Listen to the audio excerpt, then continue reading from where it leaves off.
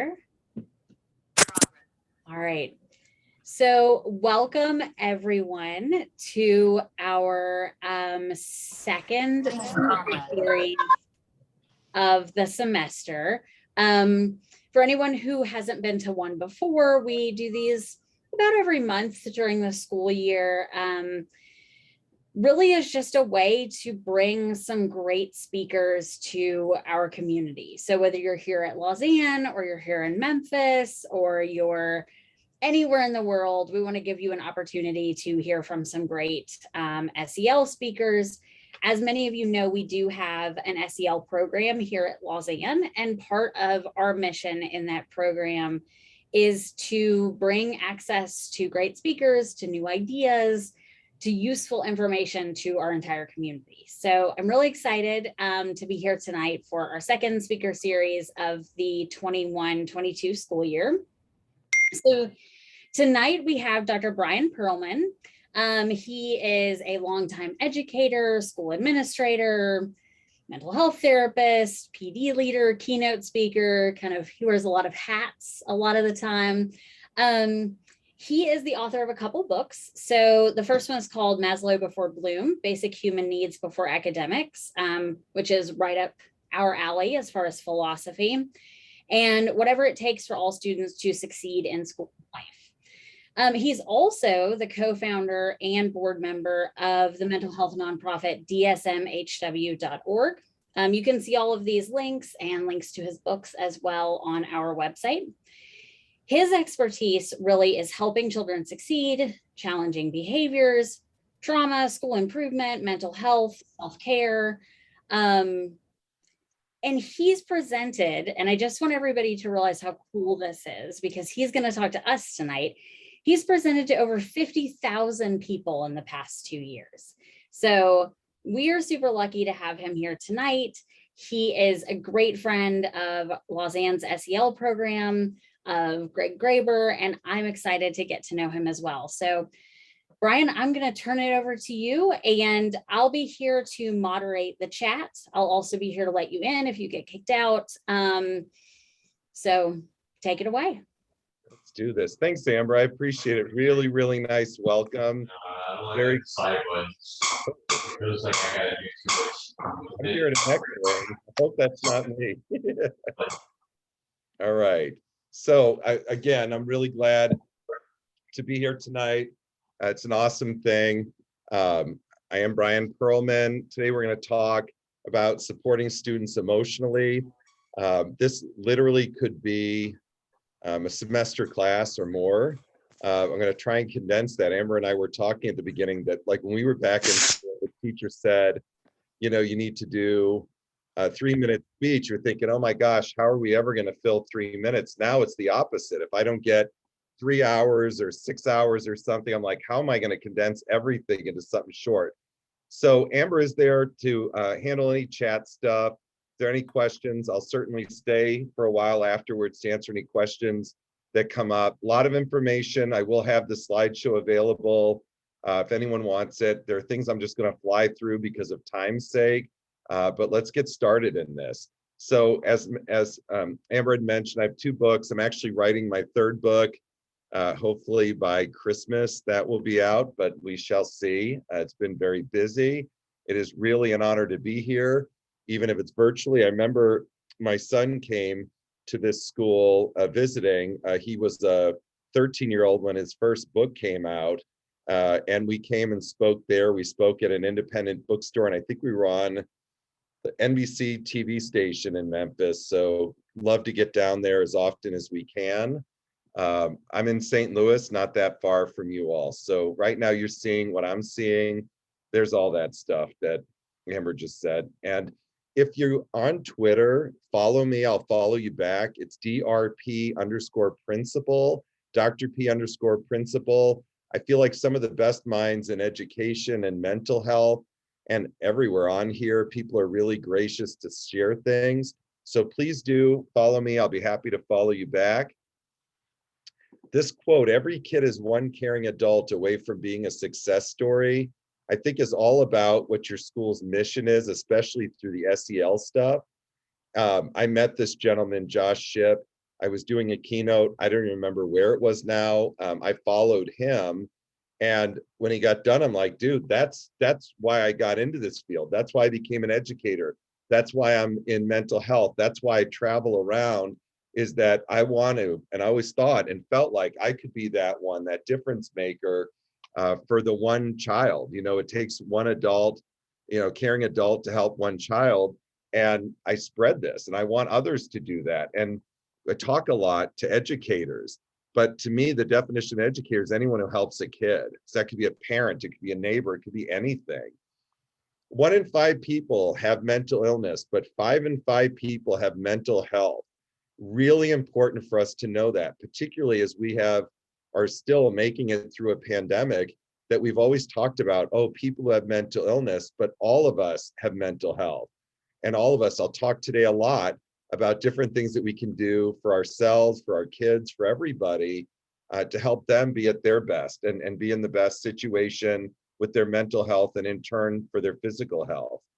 So I want to just share a story, may help you a little bit figuring out what we're talking about tonight. And so there's a new student who just rolled into town and enrolled at your school. And that big file came with them. And there's a Post-it note that says, good luck with this kid. Okay, you might wonder why it says good luck with this kid. I'm not sure it means future valedictorian is coming in, but there's a pretty thick file here for this guy.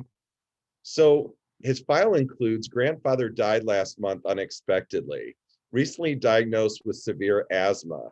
Father lost his job recently, in the nurse's office frequently, easily distracted, appears bored and often off task. Poor penmanship. Does anyone say penmanship anymore? Is that on a report card anywhere? I'm not really sure about that. I hope we all know what that is. And writing skills, several years behind in reading, not meeting potential, difficulty sitting still, free and reduced lunch program, 2 grade levels ahead in mathematics, highest math assessment score in his previous district, qualified for the gifted program in the previous school. That's interesting. There's a question mark next to that file. I'm not really sure why. 4 schools in the past 6 years, previous schools in Boston, Tampa, New York, Ohio. Both parents work long hours, loves talking about sports and enjoys PE and recess. So the question that I would ask, and you can use the chat box or just think about it yourself, we're talking mental health tonight.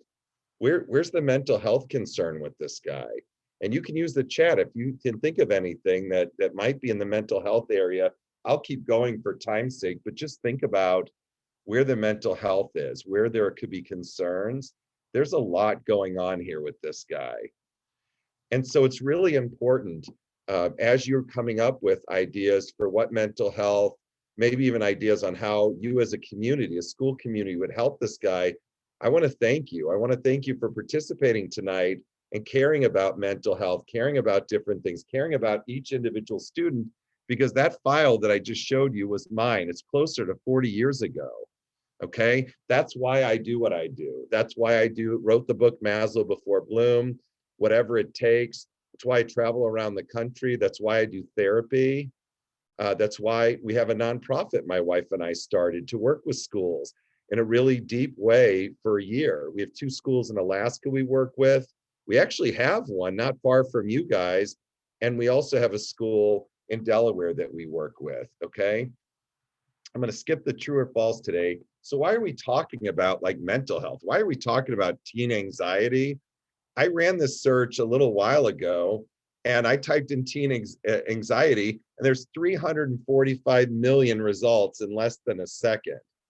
Do we think this might be a concern? And when I first presented this, it was before any of us had ever even heard of COVID or coronavirus. So just think about, what that's done. Think about as we isolated ourselves. Think about as lives changed, as those normal rites of passages moving from one grade to the next and different celebrations and things that kind of were put on hold.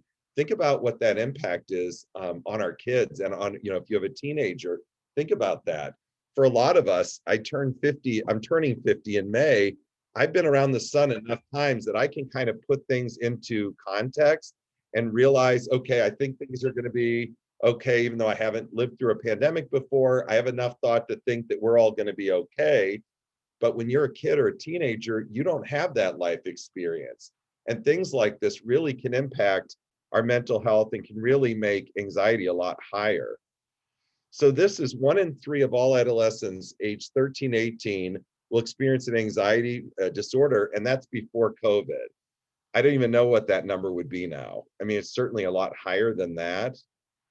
So here are some signs of anxiety, some things that you all can be on the lookout for in yourself, and certainly for your children. Finding it hard to concentrate, not sleeping or waking in the night with bad dreams, not eating properly, quickly getting angry or irritable, feeling tense and fidgety. And you'll be able to see this. There's a lot more things. And often it's hard for us. My twins, I have a boy-girl twin, but they're 23 now. And sometimes it was hard to see, is this an anxiety thing or is this normal teenage thing? And what I usually say about anxiety is all of us have anxiety a little bit. Anxiety is how I got all my sessions done in time and logged in and made sure I communicated with Amber. So we're rolling here tonight. A little bit helps us get things done. It's when it starts interfering with things that normally we would be enjoying, right? And hopefully, as you monitor your own child and you have conversations with them, noticing the difference between they're just a teen versus this might be a concern in the anxiety department. So we look for changes as well. So we talk about a lot of stuff. This is what I'm going to cover, hopefully in the next 20 minutes or so. All of us have something called a window of tolerance, okay, that opens and closes. I think to myself, we were in Los Angeles. We were on the beach in Santa Monica like a month ago. My window of tolerance was wide open because that is my happy place. So even though I was out at the beach and someone inadvertently kicked sand on our stuff, I didn't care. Look how much wiggle room I have. It started drizzling. It didn't matter. I'm on the beach here in California. Whatever came, I have so much padding. Okay. Like there's no real beach in Missouri. I'm just so happy to be in California. I love going to concerts. I remember going to the Imagine Dragons concert with my daughter, and my window of tolerance is wide open. A guy almost ran me over, but I'm like, whatever, shoulder thumped me, whatever. They're singing all my favorite songs, whatever it takes. Thunder, Shots, Radioactive. A guy jumps, instead of asking me to move, jumps over me and spills his beer on my clothes. I didn't even care. The power went out in the set for 5 minutes and it rained on us. Look how much wiggle room. Okay, look how much wiggle room that I have there. Okay, so what happens is life kind of does this to us. A pandemic does this to us. Stress does this to us. Pressure does it. Okay, so I'm on the beach or I'm at a concert, I'm wide open. Some of our kids, some of us are waking up right here. And it doesn't take anything, a big emotion to slam that window closed. And when that window closes, it ends up impacting us in a way that our body starts flooding us with adrenaline. It's almost like a panic response to that. The problem with that is when we're in that state, we lose the ability to communicate and reason and problem solve and think critically. Okay, so this is a real problem. And it's any big emotion can help that slam closed. Okay, it also impacts our sleep and our appetite, our outlook, attitude, relationships, all of these things. So it's really in our best interest to kind of keep that window open. This looks really childish. I use it with all of my clients. I see kids, I see teens, I see adults, families, couples. I share this illustration with them. Our body's really great at giving us warning signs that our window of tolerance is starting to close. We tend to be really bad at picking up on these things. So even with your own kids, even with yourself, start looking for these things. My gosh, there's a warning. I'm starting to feel dizzy. I feel like crying for no reason. I have a headache. I don't even have a cold. It becomes hard for me to breathe, or my heart's beating fast. Great indication that adrenaline's flowing. It's like 30 degrees and I'm sweating everywhere, and on and on. I went home the other day, and I usually drive home with my windows open, listening to really loud music. That's my self-care, one of them. And I walked into my house and my daughter said, "Dad, why are you upset? What's bothering you?" I'm like, "I was just jamming to music on the way home. I think I was listening to U2 or something." I'm like, "Life's great. Everything's good. Dad, you really look upset." I go, "Sweet pea, what is it that gives you the idea I'm upset?" "Dad, your fists are clenched." I said, "No, they're not." Yes, they are. I don't know. My body's telling me something. That's a great opportunity to act. So I said, would you go for a walk with me? We went on a mile walk, came home, had some cold water, relaxed. I still don't know what was going on, but I took that from like the analogy of I'm escalating, like I'm driving, accelerating in a car, going 10 miles an hour, starting to notice those warning signs. It's easy to stop, slow down, turn left or right. If we miss those warning signs, and now whether it's us or our kids are going like 100 miles an hour, it's really hard to slow down, stop, turn left or turn right. So really pay attention. And every one of us is different, and our warning signs are all different. Here's just some stress warning signs and symptoms. You can see this. It's from University of Buffalo, their Department of Social Work. You can read this at your leisure. The basis behind anxiety, and anxiety and depression are like first cousins. They love hanging out together.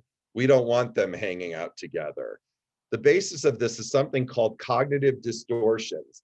They're negative thoughts that we all have.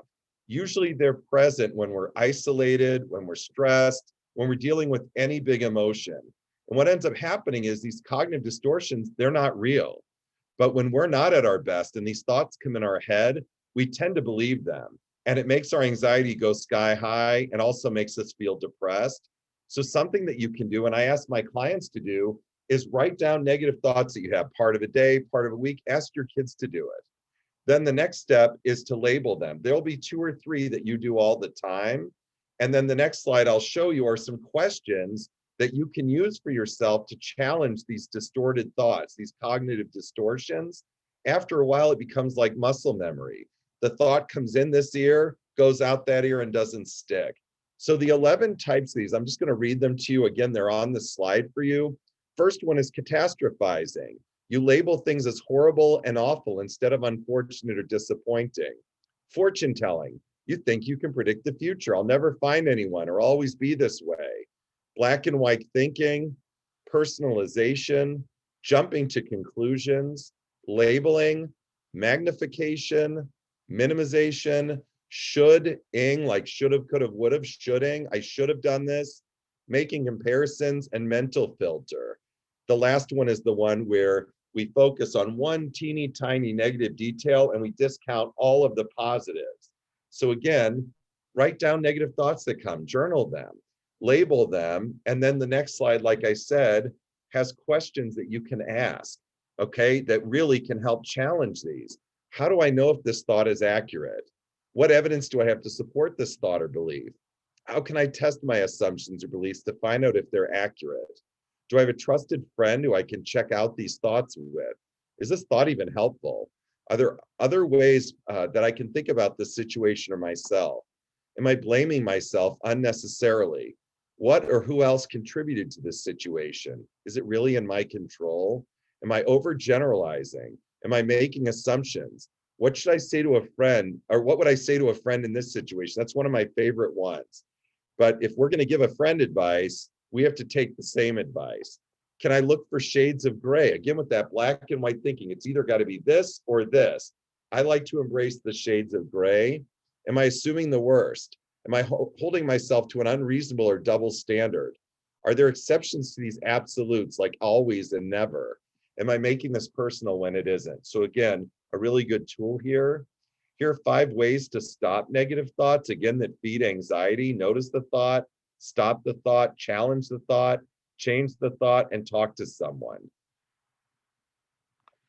It's really important, again, another thing that makes anxiety go up is when we're living in the past, okay? Living in the past is the what was, okay? Really focusing on things in the past, having shame or blame or guilt or wishing you can change it. I'm not smart enough to invent a time machine and go back in time. All that does is make your anxiety increase. I tell clients of mine, those chapters of your story are at the publisher and you can't have them back. We can learn from the past, we just can't live there. So we don't do the what was.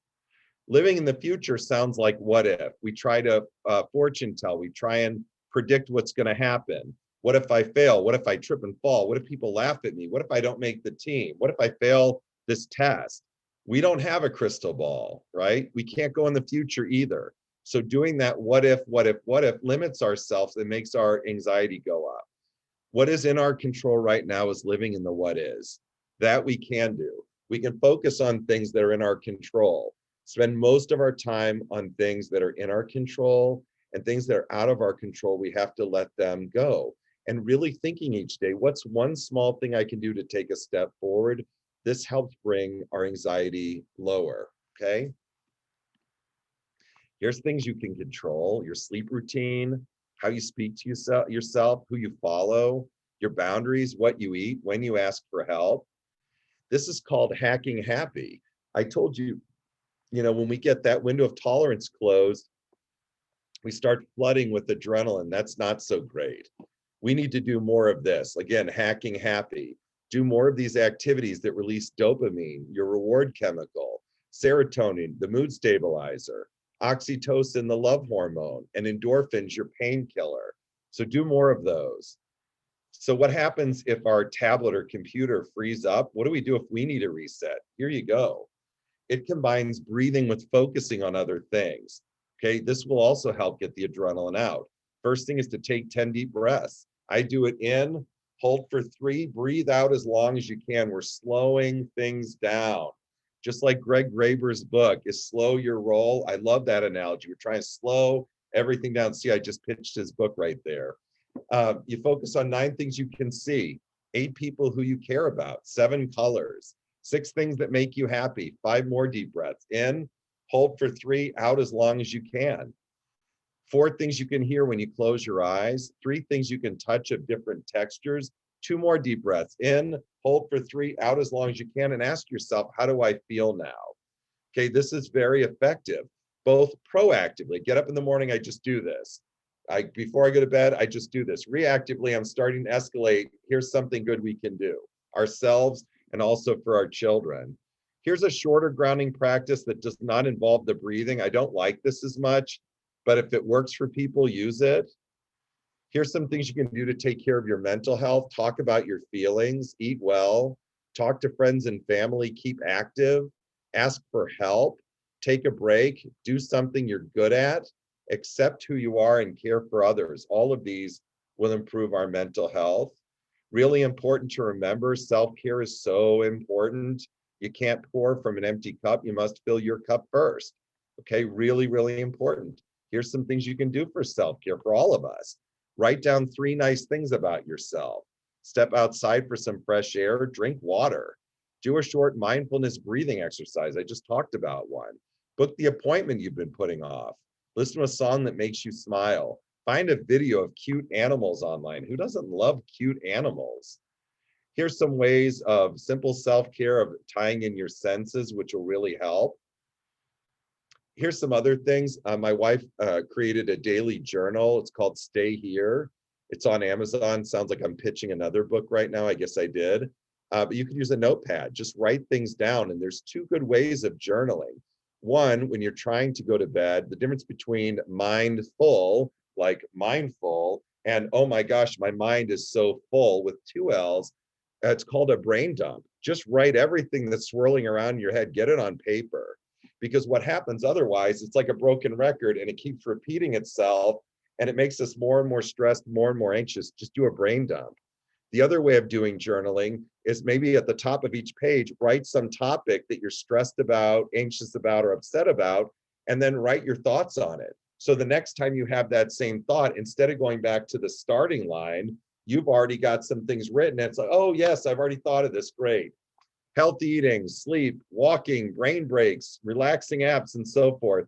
I'm not really sure why I have 44-ounce diet soda, but I really do like fountain soda. So I'm not really sure that that's a good self-care thing. Here's the book I was referencing. As I mentioned, it's on Amazon. Here's some good reflection questions that you can use for journaling. And again, at your leisure, you can review these. Some things that you can do for self-care, a lot of what we've already talked about. I think it's really important. All of us have a to-do list, and I have like 2 digital ones, and I've got the old school notebook that says to do. What about having a to-don't list? What about reminders of things that we know aren't good for our mental or physical health? and start a to-don't list. These are things I'm not going to do today. Okay, try that. See if it works for you. So sleep is really, really important. Most people who come in to see me are not sleeping well. Maybe they weren't sleeping well before the pandemic. Certainly they're not now. So here's the tip to sleeping better. Okay, whatever time, try and set a consistent bedtime. Even for us, try not to have it that I go to bed at 10 on weeknights, I go to bed at 2 in the morning on the weekend. The closer you can have those in alignment, you'll start yawning. It's predictable, just like our stomachs growl when it's time to eat. So whatever your bedtime is, I plan to be out cold most nights at 11 p.m. From 10:30 to 11, for us, for our kids, everyone, no phone, no tablet, no computer, and no TV. They emit blue light. It stimulates your eyes, it stimulates your brains, brains, plural, it stimulates your brain and messes with the natural melatonin. So what am I supposed to do instead? Visualize your happy place. Read something that's not like deep, or you have to look up the words or figure out the author's meaning. We are just trying to get our eyes and our brain tired. I read John Grisham, there's a Memphis author, Harlan Coben, Michael Connelly, all of these books. Like a fifth grader probably could read all the words in there. It's just relaxing. You can journal, you can do some progressive relaxation, do these things. After a few days, you're gonna find that sleep is much better. I've been talking about this stuff for years, and it's really cool. In the middle of the pandemic, Harvard Medical School came out with this article at the bottom here that says strategies to promote better sleep in these uncertain times. So I feel like, I mean, they had their own stuff. It definitely matches what I've been saying. So maybe I have the Harvard endorsement here. So try some of these things. Okay, talking about stress.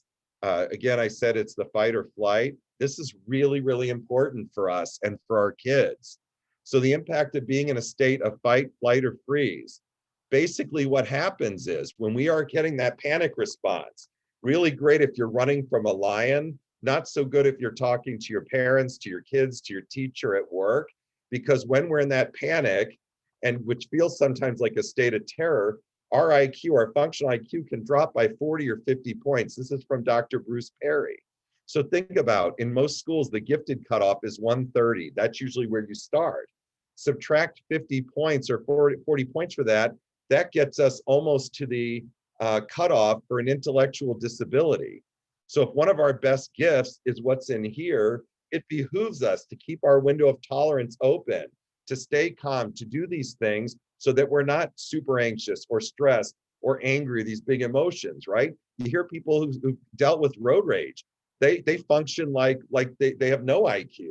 And later they don't even know why they acted that way. I do, because adrenaline's flowing through and we're not thinking.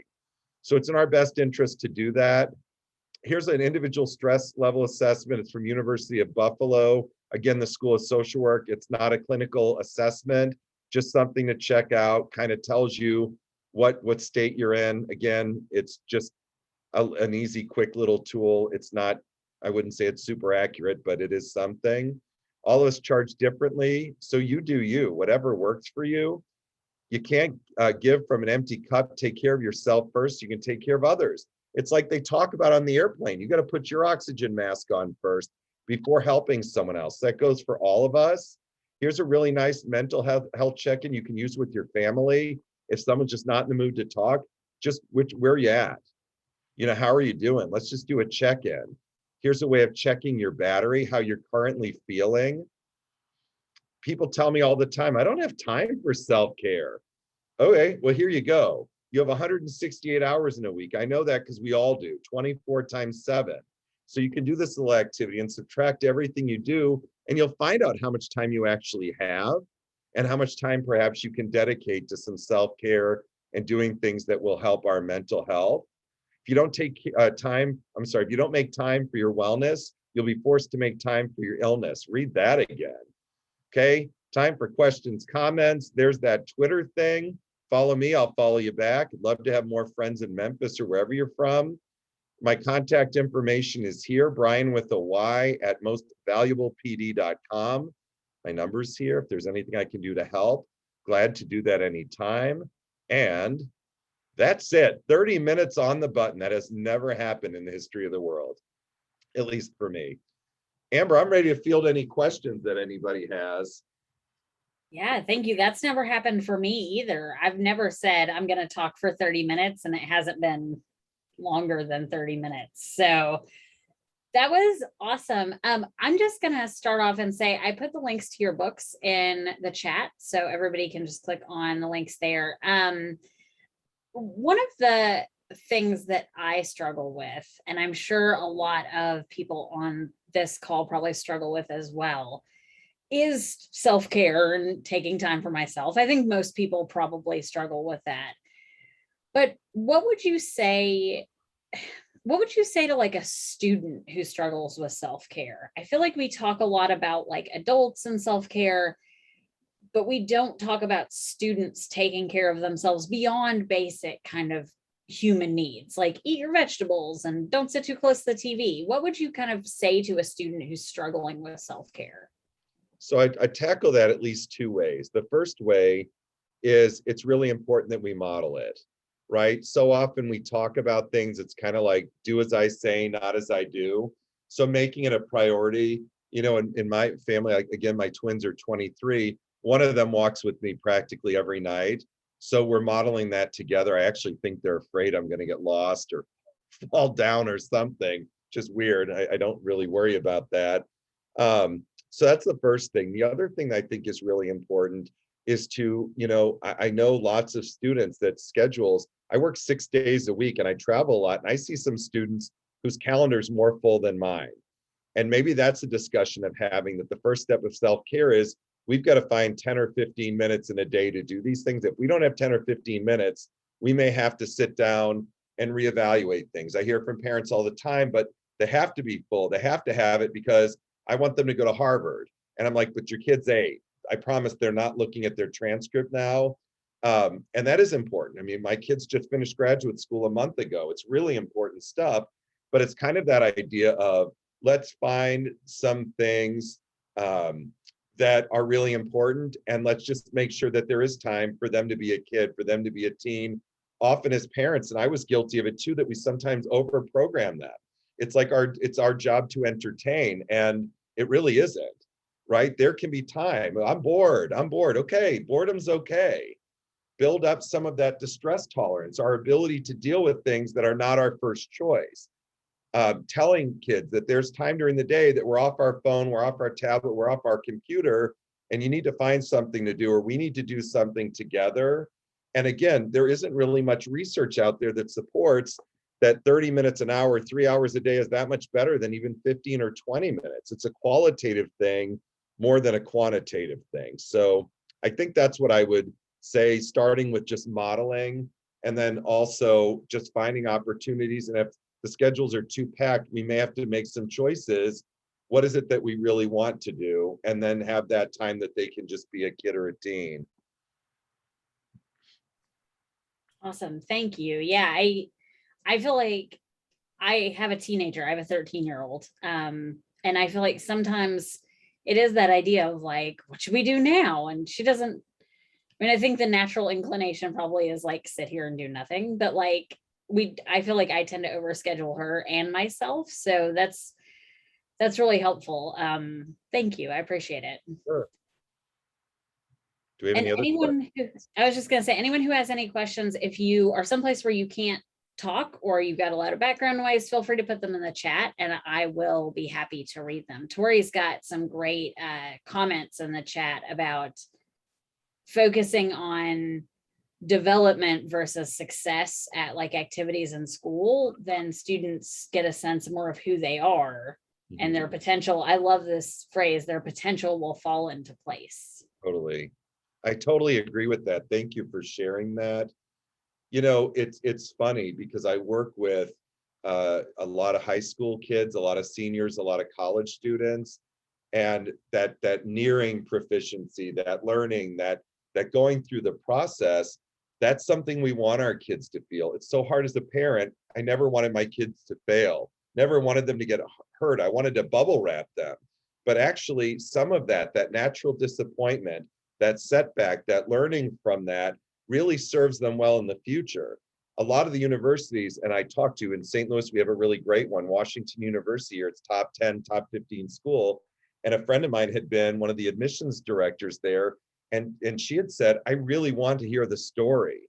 I want to hear the grit, the determination, the perseverance. I want to see those things, because otherwise, if we've never felt a setback, or we've never made a mistake, or we've never failed at something, first time they come to college, and maybe they were one of the top 10 kids in their school, well, you're going to school with every other school's top 10 kids. So not everyone, there's no way, do the math. If there's 10,000 students there, not everyone can be a top 10 student. And they want it to be that they already have that process in place, so they can overcome that adversity. They can problem solve, they can critically think and reason and get through it. That's always, I mean, it's so, so important to do that. So we've got a question in the chat from Susan, and I feel a little seen by this question too. How can you relearn to do things for yourself without feeling guilty or feeling uncomfortable with that time? And she says, I've really forgotten kind of how to be okay being alone at times. So how do you relearn to do things for yourself?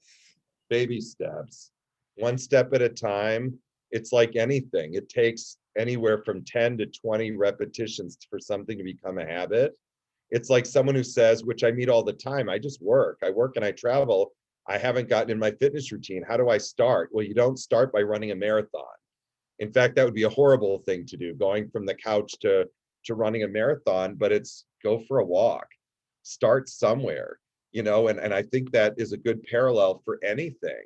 Just practice doing that, and for a lot of us, like I said, for the last 23 years, my top priority has been my kids. They're old enough to take care of things on their own. It's been an adjustment for me and for my wife to be like, what are we supposed to do now? Like, make ourselves that priority, finding time to do things that we know are good, being okay and quiet. My parents said that. There were 6 of us growing up, and my parents said the hardest thing when you all moved out is we complained about how noisy and how stressful it was, but then you're gone and we miss the noise and stress and chaos, and we want to bandage things and we want to do it. So the best thing I would say on that is just start somewhere, start small, and be okay with that. It's totally okay starting small. And as we wean our children from electronics and staying up till 2 a.m. on TikTok and YouTube and video games, it really is important, to have things and build that endurance back up. I didn't see the size 15. I only saw size 15. What is that? So I love that, as someone who has an 8th grade girl who is already significantly taller than me, I understand not missing like the size 15 shoes and she takes my clothes all the time. She's actually like one room over, so I'm sure she's like, oh my God, Mom. But like, oh my God, how embarrassing. Right, I'm so embarrassed. But I agree. You kind of miss, like, I know I'll miss the noise, but also like I won't miss the like, where are all my sweaters and why are all my shoes stretched out? Yeah. You'll miss those too. I think you'll miss those too. It's the thing of going to the fridge and like, I just filled the fridge yesterday. Where is everything? And you look over and it's like, oh yeah, my kids are growing. Yes, it's like feeding the lions at the zoo or something. It requires a lot.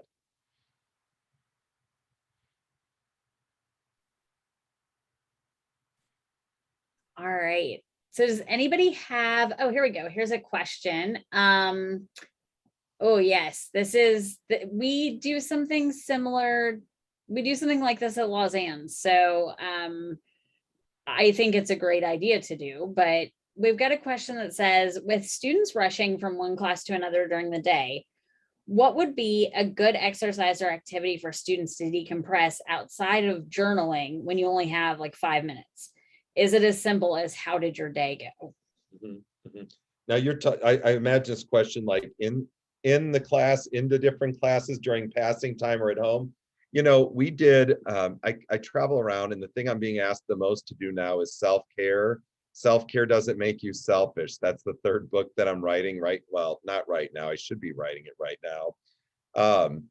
That the idea of you could use the Calm app and do like 5-minute chair yoga. That's 5 minutes. It could be, the brief conversation. It could be just that breathing thing I showed and focusing. That can be done in less than a minute. And people laugh about it. It's funny because when I talked to Greg, I was asking him something I was working on, like, okay, so meditation, mindfulness, yoga kind of stuff, which he's like the king of all of those. What's the one quick thing I can just, rush out? Just breathe.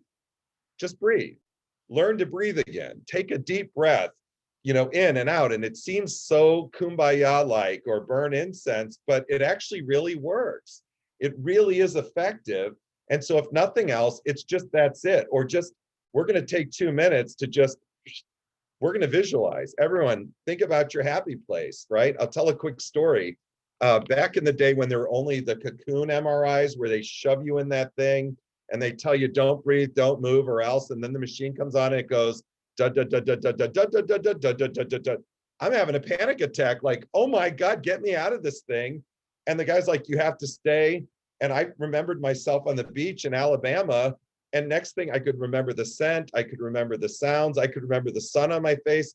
Next thing I know, the guy's hitting me on the shoulder. He's like, dude, we're done, man. I've never had anyone fall asleep before. How did you do that? Not that I'm encouraging falling asleep at your school, but the idea of going to that happy place, thinking about it, like walking on the beach or a concert or something, and just really get used to getting into that place and just relaxing things. And again, just slowing things down for just a minute, even that reflecting time for all of us, that if we have a drive home, I always take the scenic ride. It literally takes me 7 minutes longer because I deliberately take the scenic ride where I can just roll the windows down and breathe and listen to music. And if that's all you do, that's a great start.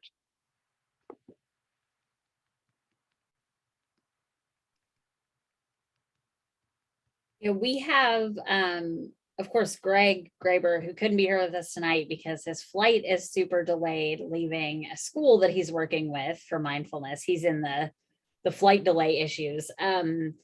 We have in our middle school mindful moments at the beginning of classes. And if any of you are parents here at Lausanne and you've ever been to our like upper middle school, that's a chaotic kind of transition area.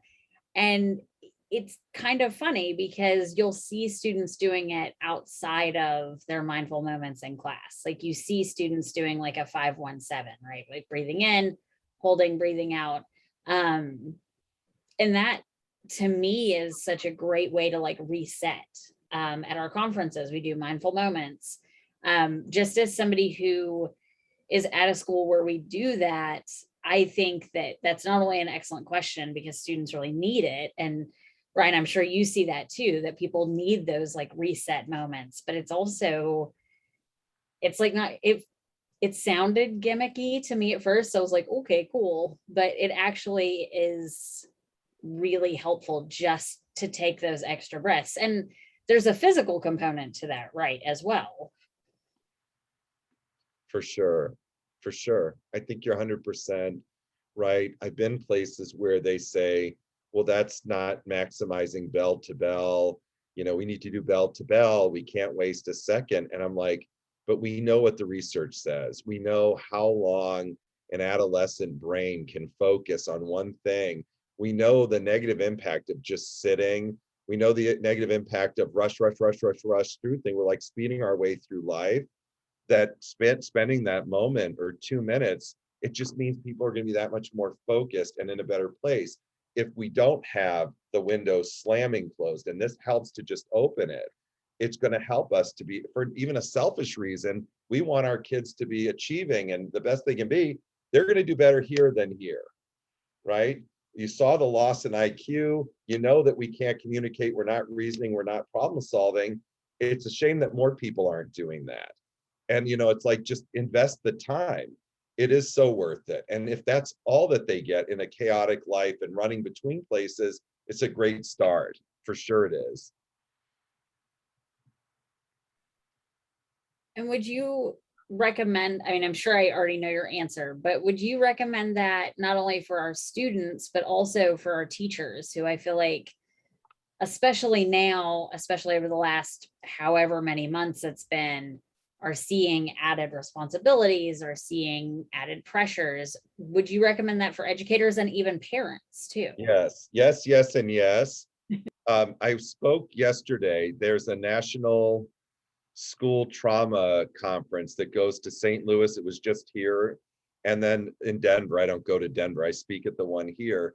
And one of the things I talked about is when I was a teacher, I was told all the time, man, you and those teachers are like superheroes and you're warriors and you're gladiators. And I used to be like, that's such a compliment.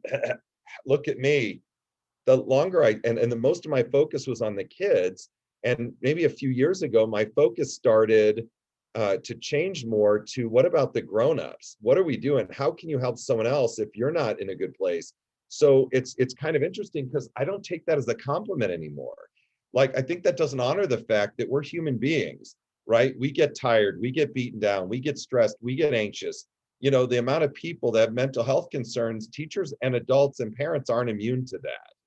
The focus today has been on the kids, but everything I just said about the kids and self-care and everything else applies to us as well. So not only that we're modeling it, but also that we're taking care of ourselves. You know, my goal is to be around to have grandkids and to help them too. I don't want, you know, I've got to practice what I preach too. So yes, we can't forget about the adults in this either. And we talk about some of the stresses that we have, and some of the stress that we have are caused by adult things in the home or community or life things that the kids didn't do anything, you know, they're just there. So us being mindful of the kind of conversations we're having in front of our kids. And if it really is a grown person conversation, maybe that's something that the kids don't have to hear when they're 9 or 11, right? They're going to learn that life can be tough sometimes and all the challenges when their brain is mature enough to do that. And honestly, most people's brains aren't fully developed. I hate to tell you guys this, until their early to mid 20s. So those of you thought 18, they're great. They're not. They're not fully developed yet. Yeah, I'm not sure. I'm sure my brain was not fully developed until around then. We've got a question in the chat, and I really want this to happen. What about not only having a physical education class, like a PE class, but also offering students an emotional education class? I think you guys are I think your school is sort of doing that. Yeah. With the real push to the incorporating mindfulness, incorporating meditation, you know, Greg's work in yoga and things like that. I kind of think you're doing that. And I think, you know, it really is important that we do that. We incorporate all the social, emotional stuff that we can and find the time to incorporate that, whether that's a standalone class or whether that's something that's just, you know, woven through the day and the week and sort of things like that. I've seen schools do a really great job with that. I've also seen where it becomes a binder and sort of that end of the day Friday thing that we all kind of have to do. And it's corny and cheesy and no one's, oh, we just have to do this. A lot also has to do with the salesmanship and the buy-in from the adults, you know, that we have to understand it. And I think a lot of that comes from opportunities like this where, you know, there are parents that are saying, I want a rigorous curriculum. I want my kids going to one of the best colleges. I did too, right? But it's not a this or that, right? It can be both. It can be and. We can have kids that are ready and are able to compete with anyone nationally or internationally and still have them have their mental health in a good place and find balance. You know, the word I use the most, you know, they have those word diagram things that show bigger and whatever. I think balance is one that I use a lot with the clients I see in my speaking engagements, right? It's not having to be all the way over here or having to be over here. It's kind of embracing that gray area and finding the balance, right? And I think when we model that and when our kids are doing that, they tend to be in a better way. Yeah, it seems like modeling is really important. So I love that. I had a conversation with a friend of mine who's a teacher, and she's a special education teacher. And so I feel like these last few months have been very hard for her in particular. But she we were talking and she said, you know, all my parents say I'm such a hero, and I just I also want to like get paid and not have to work through my breaks and be able to have a drink of water. And, and I think that people are kind of starting to realize that, kind of parents, teachers, everyone, maybe carrying everything is not the praise that we thought it was. So I like that. And I tell people that I see when they come in here, I really expect them to do work outside of here. I'm good at this. The other two practitioners here are outstanding at this, but we can't do this alone. We can't work harder than the people we serve. But I'll often say, I'm looking at you and your body language is showing that the weight of the world is on your shoulders. I can't get the whole thing off, but maybe I can get Australia off and Europe and, maybe even South America. And then at least, okay, we still have these things that are responsibilities and things we have to do, but at least now, oh goodness, this feels great. I can actually, move again, think again, do things. So I do totally agree with that. Awesome. Well, does anyone have any other questions? I want to make sure we're respectful of everyone's time. Well, if we don't have any other questions, of course, in the presentation, you saw Dr. Pearlman's contact information. He is on Twitter, his website. I put a link to his books. You can reach out to me and I'll connect you. But I want to make sure that everybody gets home or gets wherever they need to be for dinner. My kid and I ate Chipotle burritos in my office before this call. So we're set. That's our guilty pleasure. But thank you so much, everyone, for being here. I will have the recording. I'll just email a link out to it to everyone by Friday of this week. It'll just be a really simple recording. I'll also include, of course, any relevant links that are in here, and you can always reach out to any of us, Greg, myself, or Dr. Pearlman to ask any questions. So Bryan, thank you so much. I feel like I learned a lot and I'm going to take better care of myself. I promise. And Amber, I will send you the link. I actually thought it was in the PowerPoint. I don't think it is. I'll send you, as soon as I get off this, I'll send you the link so you can send that out. They can have the PowerPoint. Hopefully it has some value that they can use and implement like tomorrow. Yes, perfect. Thank you so much. Thank you, everyone. Please make sure to join us at our future events, and I will see everyone hopefully next time we have a speaker. Our November speaker actually is not going to be able to be with us. She's got some illness, but we'll be back in February. So you've got a nice long break. Report back to me on your self-care. And we will see you at the next one. So thank you, everyone, for being here. I really appreciate it. Bye.